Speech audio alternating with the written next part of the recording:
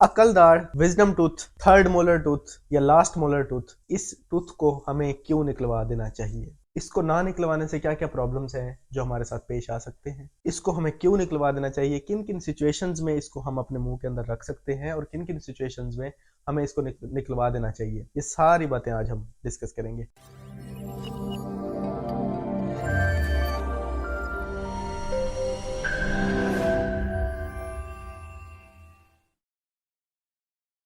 मैं हूं डॉक्टर इनकलाब फरीद और आप देख रहे हैं मेरा यूट्यूब चैनल। ये टूथ हमारे मुंह में मौजूद आखिरी टूथ है जो फर्स्ट एंड सेकंड मोलर के बाद थर्ड मोलर की फॉर्म में ये बाहर आता है।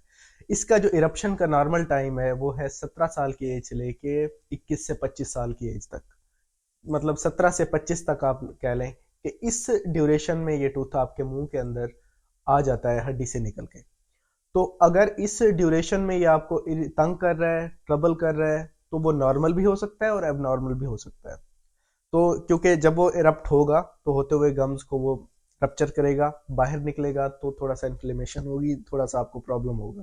तो ये नॉर्मल भी हो सकता है। लेकिन एबनॉर्मल ये कि अगर इसकी एंगुलेशन निकलते हुए इसका जो रास्ता है वो इसे ठीक से नहीं मिला, या जगह कम थी इसको निकलने के लिए, या इसकी फॉर्मेशन इस तरह से थी, इसका बड इस तरह से पड़ा हुआ था कि ये ठीक से बाहर निकल नहीं पा रहा, तो उस सूरत में भी ये आपको ट्रबल दे सकता है। तो दोनों सूरतों में आपको जब भी थर्ड मोलर के टाइम आए 17 से 25 साल की एज तक, आप लाजमी डेंटिस्ट से या बेहतर है ओरल एंड मैक्सिलोफेशियल सर्जन से एक दफा चेक करवाएं, क्योंकि इस टूथ की वजह से काफी सारे प्रॉब्लम्स हैं जो आपको पेश करने पड़ सकते हैं। सबसे पहला प्रॉब्लम कि इस टूथ की वजह से आपको गम इन्फेक्शन हो रहा है।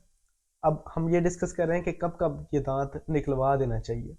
इस टूथ की वजह से आपके गम्स के ऊपर जो इन्फेक्शन है वो बार बार हो रहा है। उसकी वजह ये हो सकती है कि ये टूथ आधा अंदर रह गया, आधा बाहर रह गया, आधा गम के अंदर है, आधा गम से बाहर है, या आधा बोन के अंदर रह गया, आधा बोन से बाहर आ गया। तो दोनों सूरतों में ये गम टिश्यू को जो कवर्ड एरिया होगा इस टूथ का गम टिश्यू से, उस एरिया के अंदर फूड इंफेक्शन होगी, कुछ आप खाएंगे तो वो होगा, या अपोजिंग टूथ से जो ऊपर वाला थर्ड मोलर है वो उसके साथ जब आके अक्लूड करेगा तो वो उसको इन्फ्लेम कर सकता है, इंजर कर सकता है, जिस सूरत में ये होता है कि वो गम इन्फ्लेमेशन होती है, बार बार होती है, जिसको हम पेरिकोरोनाइटिस कहते हैं।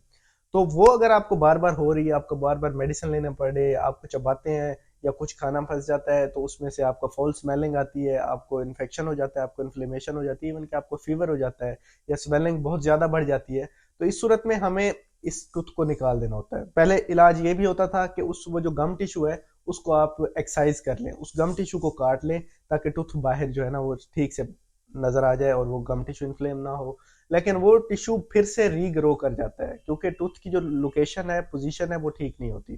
तो तब इस सूरत में भी हमें दांत को निकाल देना होता है जब बार बार गम का इन्फेक्शन हो रहा हो थर्ड मोलर की वजह से। दूसरा ये जो प्रॉब्लम है वो क्या करेगा कि ये इसकी कैविटी लग सकती है इसको, क्योंकि इसकी एंगुलेशन अगर टिल्टेड है टुवर्ड्स द टूथ और अवे फ्रॉम द टूथ, जो इसका लास्ट सेकंड मोलर है, तो भी ये क्या करता है, इसके अंदर कैविटी लगने का चांसेस बहुत ज्यादा होते हैं। क्यों? क्योंकि जब इसकी लोकेशन ठीक नहीं है तो ये च्यूइंग के प्रोसेस में ठीक से नहीं आएगा, तो कुछ भी अगर इसमें फंसेगा तो वो फंसा रहेगा और वो कैविटी बना देगा।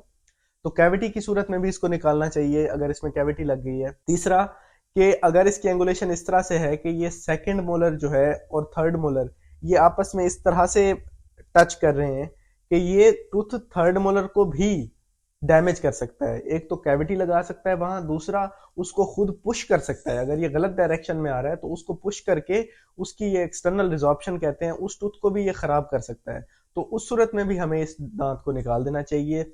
इस टूथ की वजह से अगर हमें कोई सिस्ट नजर आती है, कोई इस तरह की चेंजेस नजर आ रही हैं, इस टूथ के अराउंड कोई प्रॉब्लम है कि जिसकी वजह से हमें स्वेलिंग हो रही है या हमें कोई भी प्रॉब्लम एक्सरे पे हमें नजर आ रहा है, तो भी हम इसको निकलवा देते हैं। अगर ये टूथ ठीक से नहीं आ सका मुंह के अंदर, किसी भी और डायरेक्शन में पड़ा हुआ है ये टूथ और ठीक डायरेक्शन में मुंह के अंदर मौजूद नहीं है, तो इसको बेहतर है निकाल देना चाहिए। क्योंकि जब ये ठीक डायरेक्शन में मुंह के अंदर मौजूद नहीं है तो इसकी वजह से ना तो चबाने में हेल्प हो रही है, ना इसको खाना खाने में कोई हेल्प करेगा ये टूथ, और ना ही ये टूथ सफाई करते हुए ठीक से इस ब्रशिंग हो सकेगी, जब ब्रशिंग नहीं होगी तो फिर से प्रॉब्लम होना शुरू हो जाएंगे। और इस टूथ का क्योंकि ये बिल्कुल लास्ट में मौजूद होता है तो अक्सर पेशेंट्स में एक्सेस भी नहीं होती कि इसको हम इलाज के जरिए से इसको ट्रीट भी कर सकें। काफ़ी सारी सूरत में हो भी जाता है, लेकिन अगर ये ट्रीटमेंट भी इसकी काफ़ी सारी सूरत में मुमकिन नहीं होती तब भी हमें इसको निकलवा देना चाहिए। अगर इसके ऊपर वाला जो दांत है वो है ही नहीं, ये अकेला टूथ पड़ा हुआ है, थर्ड मोलर मतलब नीचे वाला है फर्ज किया, ऊपर वाला थर्ड मोलर है ही नहीं, तो फिर भी इसका कोई काम नहीं है क्योंकि ये च्यू ही नहीं कर सकेगा, इसका अपोजिंग टूथ नहीं है, तो भी हमें इसको निकलवा देना चाहिए। अब आ जाते हैं, अब ये पहले हमने डिस्कस किया कि ये दांत आया है आपके ओरल कैविटी में, लेकिन ये सही से नहीं आ सका, या आधा आया या कम आया या ठीक डायरेक्शन में नहीं आया, तो हमें निकलवा देना चाहिए। अब हम डिस्कस करते हैं, अगर ये बोन के अंदर रह गया है, इरप्ट ही नहीं हुआ, इम्पैक्टेड रह गया है, बिल्कुल ही अकलदाड़ आपका इम्पैक्टेड है, या जो है आपकी बोन है, आपकी हड्डी है जबड़े की, उसके अंदर रह गया, तो अब क्या क्या प्रॉब्लम्स काज कर सकता है अगर हम इसको नहीं निकलवाते। देखें, अगर ये आपकी हड्डी के अंदर है तो वो जगह जहां नॉर्मली हड्डी को होना चाहिए था वहां पे आपका दांत पड़ा हुआ है। अब जब हड्डी की जगह पे एक दांत पड़ा हुआ है तो वो हड्डी की वो जगह डेफिशिएंट है, तो हड्डी जब वहां से डेफिशिएंट है तो देयर आर मोर चांसेस कि वहां पे जब अगर चोट लगे आपको कभी भी तो वहां से आपका जबड़ा जल्दी टूट सकता है, क्योंकि वहां पे जो बोन की थिकनेस है या बोन की जो हाइट है वो कम है, वो डेफिशिएंट है, वहां पे बोन की स्ट्रेंथ नहीं है, तो वो ये टूथ अगर हड्डी के अंदर पड़ा हुआ है तो हड्डी को ब्रेक करने के चांसेस ज्यादा हैं अगर आपका कोई फ्रैक्चर होता है तो, या कहीं पे भी आपको अगर ट्रॉमा होता है या आप गिरते हैं, एक्सीडेंट होता है, तो वहां से हड्डी के टूटने का चांसेस बढ़ जाता है अगर ये नॉर्मल एज के बाद भी पूरा का पूरा दांत आपके बोन के अंदर पड़ा हुआ है। पहला जो वजह है।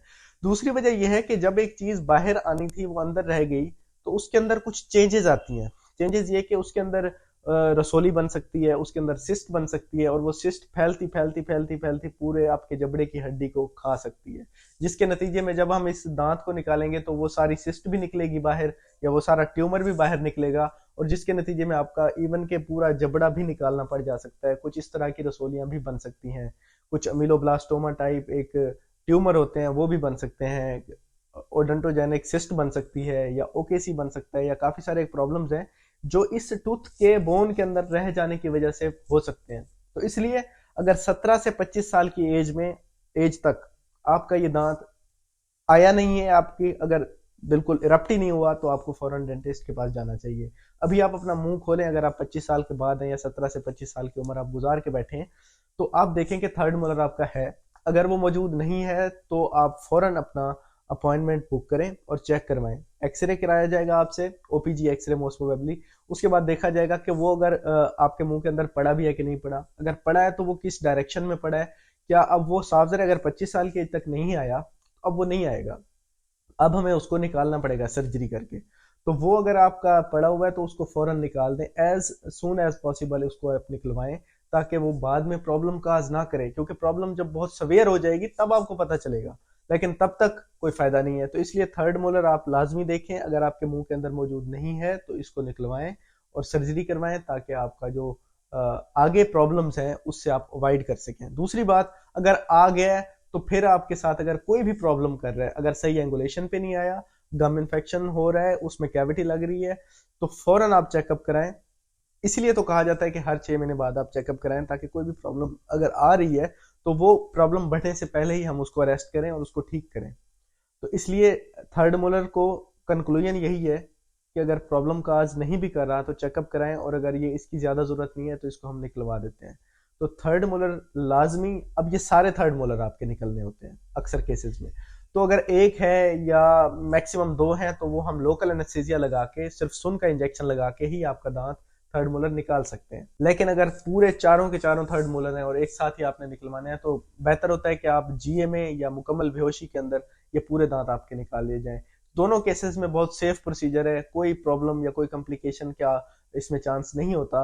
बस कभी कभी ये होता है कि आपके अगर वो थर्ड मोलर नीचे वाले खास तौर पे, अगर आपकी एक नर्व होती है उसके इंफीरियर एल्वुलर नर्व, अगर उस नर्व के अंदर से नर्व गुजर रही है उस टूथ के अंदर से, तो कुछ चांसेस होते हैं कि वो डैमेज हो जाए नर्व, या उसमें कुछ इंजरी आ जाए जो कि वक्ती तौर पे होती है, ज़्यादा अरसे के लिए नहीं रहती, 3 से 6 महीने के लिए होती है।